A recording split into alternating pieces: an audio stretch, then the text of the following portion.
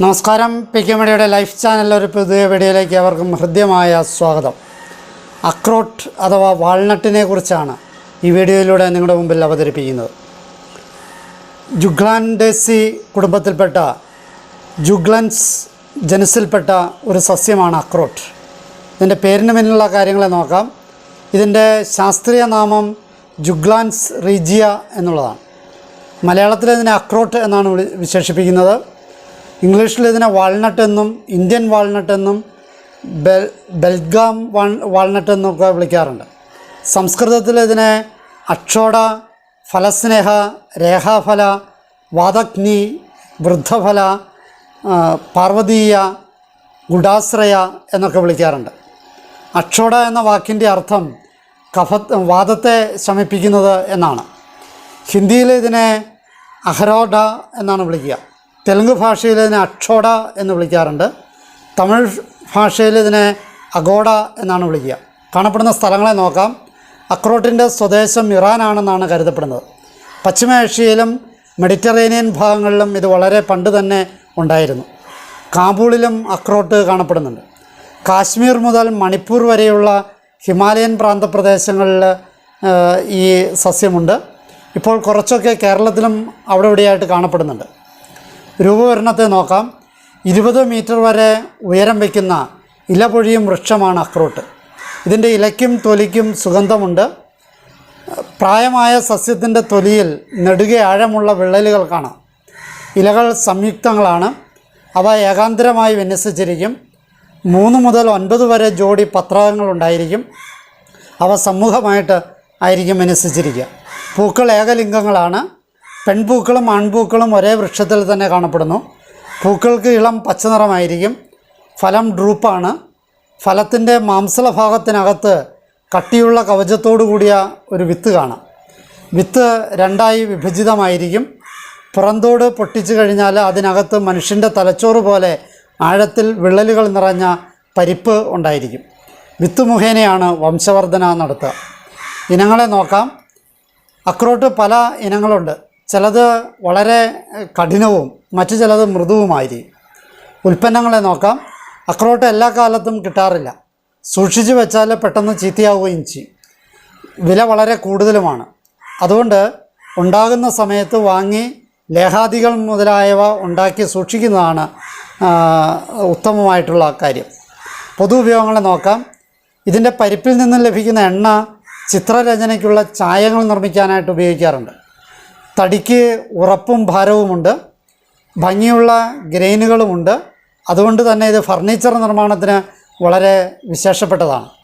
ഇതിൻ്റെ പിണ്ണാക്ക് പശുക്കൾക്ക് തീറ്റയായി കൊടുക്കാറുണ്ട്. വിശ്വാസവും ആചാരവുമായിട്ട് ബന്ധപ്പെട്ട കാര്യങ്ങൾ നോക്കാം. ജമ്മുവിലെ വൈഷ്ണോദേവി ക്ഷേത്രത്തിൽ അക്രോട്ട് പരിപ്പുകൾ പ്രധാന പ്രസാദമായി കൊടുക്കാറുണ്ട്. രാസഘടകങ്ങളെ നോക്കാം. അക്രോട്ട് ആൻറ്റി ഓക്സിഡൻറ്റുകൾ ധാരാളമുള്ള ഫലമാണ്. മഗ്നീഷ്യം വളരെ കൂടുതലുണ്ട്. റിബോഫ്ലാവിൻ, നിക്കോട്ടിനിക് അമ്ലം,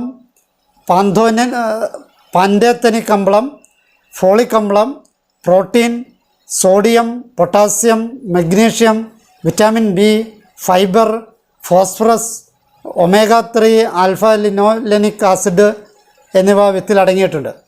ഇലയിൽ അസ്കോർബിക് അമ്ലവും ഇലയിലും തൊലിയിലും ടാനിനും അടങ്ങിയിട്ടുണ്ട്. ഔഷധ മൂല്യത്തെ നോക്കാം. ഫലം, ഇല, തോൽ, പരിപ്പ് എന്നീ ഭാഗങ്ങൾ ആയുർവേദത്തിൽ ഔഷധമായിട്ട് ഉപയോഗിക്കാറുണ്ട്. അക്രോട്ട് എണ്ണ പല ആയുർവേദ ഔഷധങ്ങളിലും ചേർത്ത് വരാറുണ്ട്.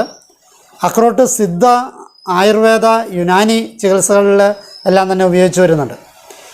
ഇത് ശരീരത്തിലെ നീർക്കെട്ട്, ഹൃദ്രോഗം, വാദം, പൈത്തിക വികാരങ്ങൾ, ഉദരകൃമി, മേധസ്, രക്താതിമർദ്ദം, നിദ്രാടനം, പിത്തനീര് എന്നിവ ശമിപ്പിക്കുന്നതാണ്. വിരേചനമുണ്ടാക്കുന്നതാണ്. അക്രോട്ട് ലൈംഗിക ശേഷി, മസ്തിഷ്കത്തിൻ്റെ പ്രവർത്തനശേഷി, കഫം, തടി, ബലം, പൗരുഷം, ശുക്ലം എന്നിവയൊക്കെ വർദ്ധിപ്പിക്കുന്നതാണ്. അക്രോട്ടിൻ്റെ ഇല വാറ്റിയെടുക്കുന്ന അർക്കം, അതായത് ചാരായത്തിന് അണുനാശക സ്വഭാവമുണ്ട്. ഔഷധ പ്രയോഗങ്ങളെ നോക്കാം. ഇലയോ തൊലിയോ അരച്ചിട്ടാൽ ചർമ്മരോഗങ്ങളും വ്രണവും ശമിക്കുന്നതാണ്. 2. അക്രോട്ട് പാലിൽ അരച്ച് കഴിച്ചു കഴിഞ്ഞാൽ വയറുകടി ശമിക്കുന്നതാണ്. 3. വിത്തിൽ നിന്നും എടുക്കുന്ന എണ്ണ 15 തുള്ളി വീതം സേവിച്ചാൽ വാതത്തെ ശമിപ്പിക്കുന്നതാണ്. 4. 20 മില്ലി ഗോമൂത്രത്തിൽ 10 മില്ലി അക്രോട്ടെണ്ണ ചേർത്ത് പ്രഭാതത്തിൽ സേവിക്കുന്നത് ശരീരത്തിലെ നീർക്കെട്ടുകളെ ശമിപ്പിക്കുന്നതാണ്. 5. അക്രോട്ടിൻ്റെ തൊലി കഷായം വെച്ച് 20 മില്ലി ഗോമൂത്രവും കഷായവും ചേർത്ത് സേവിച്ചു കഴിഞ്ഞാൽ നീർക്കെട്ടുകൾ, ചതവ്, തലകറക്കം, പിത്താധിക്യം എന്നിവ ശമിക്കുന്നതാണ്. 6. ആടിൻ്റെ മസ്തിഷ്കവും അക്രോട്ടിൻ്റെ പരിപ്പും ചേർത്ത് നല്ലെണ്ണ കാച്ചി 5 തുള്ളി വീതം നെറുകയിൽ വെച്ച് കഴിഞ്ഞാൽ പിത്താധിക്യം കൊണ്ട് ഉണ്ടാകുന്ന തലകറക്കവും ശരീരത്തിൻ്റെ ബാലൻസ് നഷ്ടമാകുന്ന അവസ്ഥയും അരമണ്ഡലക്കാലം കൊണ്ട് ശമിക്കുന്നതാണ്. 7. അക്രോട്ട് പൊടിച്ച് നറുനെയ്യ് ചേർത്ത് വെച്ചിരുന്ന് ഓരോ സ്പൂൺ വീതം സേവിച്ചു കഴിഞ്ഞാൽ കുട്ടികളിൽ മസ്തിഷ്ക വികാസത്തിനും വൃദ്ധരിൽ മേധാനാശം തടയാനും ബുദ്ധിയും ഓർമ്മശക്തിയും വർദ്ധിപ്പിക്കാനും ഒക്കെ നല്ലതാണ്. 8.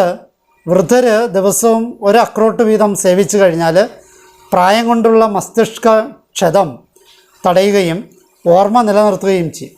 കുട്ടികളുടെ വികൃതി കുറയ്ക്കാനും ശാന്തത ഉണ്ടാക്കാനും ഇത് നല്ലതാണ്. 9.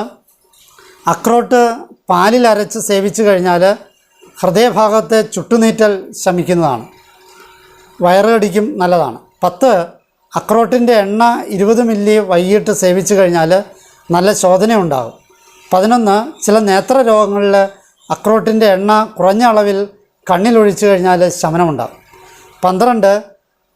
കറുപ്പ് അഥവാ ഓപ്പിയം കഴിച്ചുണ്ടാകുന്ന ഉന്മാദം വാൾനട്ട് കഴിച്ചാൽ ശമിക്കുന്നതാണ്. 13.